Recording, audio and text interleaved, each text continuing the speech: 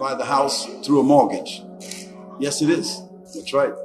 In fact, sister, you know, this issue of interest, it is one of the major crimes in Islam. It is the only crime that Almighty God has announced war against. So it means that the people that take interest and give interest and write the contracts for interest, they have themselves made a proclamation of war against God. Now, if you're innocent and you don't know this, you're not responsible because you didn't know. But let me give you the principle behind it. Interest was a conspiracy that was created by a group of people that allowed a small group of people to wind up owning the properties of people for nothing. And after that, to not only own their properties, but to wind up owning and controlling the lives of even their children and their grandchildren for nothing. It's a conspiracy. And this conspiracy goes so far that through interest, different countries wind up in a situation what they call international debt. You've heard of foreign debt. So that countries are given money and they can't pay that money back. And so what happens, the people or the banks who have already been paid that money, another group of people go in there and take over the natural resources of that country, rule that country, run that country for hundreds of years on the basis of what? A debt that started out and built up interest. For instance, imagine a country borrowing 10 million and there being a 22% compounded interest on that every year.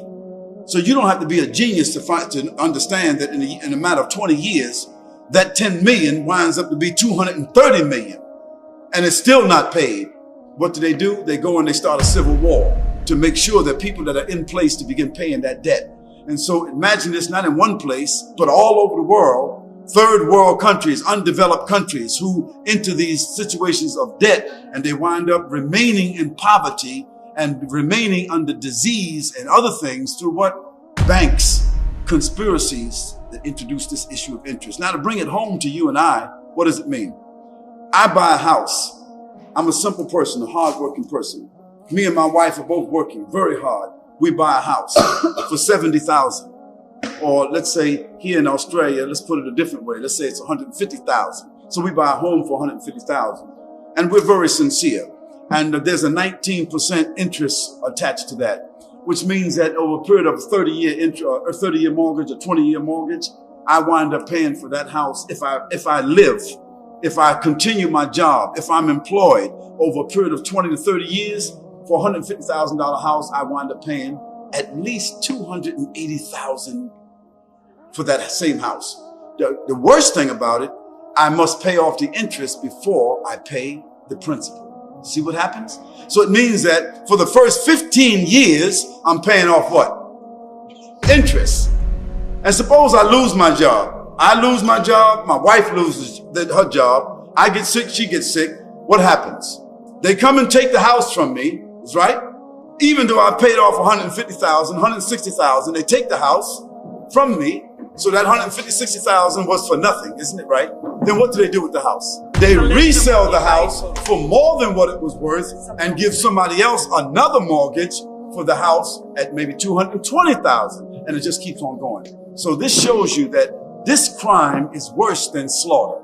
It's worse because it kills the spirit of people, their investments, their generations. And so the people who are engaged in that conspiracy, they have entered a war against God because it amounts to injustice and oppression.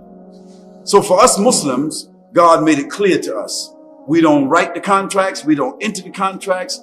And when we know about it, we try to find a way to get out of it. Now, you're innocent. Now, I would think that your husband, being a Muslim, he should have understood this. But maybe because he wasn't mindful or practicing, Allah knows best. So sometimes we're in a situation we say, well, we ain't got no choice. We have to do that. No, we don't have to do that. I could live in a house that I'm renting and be just as comfortable, although I don't own anything, but at least I'm not at war with God. So my suggestion, sister, is that you go to a Muslim financial person who can help you and your husband to back out of this situation with the least amount of complications, but make the commitment to do so. And then after that, sis, buy what you can afford. live in a house that you rent and be satisfied with that.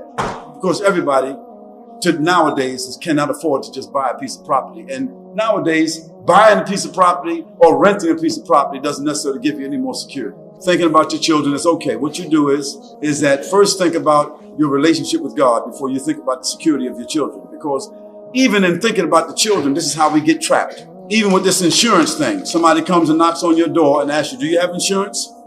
Don't they? You say no. They say, well, listen, all you got to do is pay $23 a month. I mean, it's nothing. And in case you die, your children are going to get $50,000. So because you're thinking about your children, what do? You wind up saying yes. So you pay $23 a month. How much is that a year? That's about $600 a year, isn't it? And what do you get for it? If you don't die, you don't get nothing for it. So in 10 years, how much is that? That's $6,000, isn't it? Now think about 100,000 people that are paying the same premium for 10 years times 6. How much is that? See? You see the kind of money. 60 million that these insurance companies are making, these big buildings, probably the biggest buildings in Sydney, and they never lose. Why? Because they're stealing. They're robbing. They're the biggest pirates. So in Islam, Allah warned us about it. And so most Muslims avoid interest at all costs. Now, there are certain parts of the way we live in life that sometimes it's almost unavoidable because they got so many traps that one of the little traps is going to get you. Like, you get the credit card and you are intending to pay, but you missed that payment. So they get you on that, or you go to the hospital and there's a little bill there you didn't pay, they get you on that, or the student loan and they get you on that. So they got so much stuff hooked up, but the direct things, avoid it. That's the best thing I can tell you, sis. That's not interest. If you give me 10,000 to invest in my business for you, and I say to you that I'm going to share the profits with you, then also you should know that I'm also sharing the liabilities with you. If I lose money, what happens? You're going to lose some too, right? If I make money, you're going to make some. This is called mudaraba. This is called business. What is GST? That's another issue. That's another issue. Look, what I want to say is that whatever you're forced to do is a different issue. But business is business and interest is something else. Now, people try to make interest seem like it's business, but it's not business. It's robbing, it's stealing, it's exploitation at the highest, most sophisticated level. And it used to be against the law in all religions.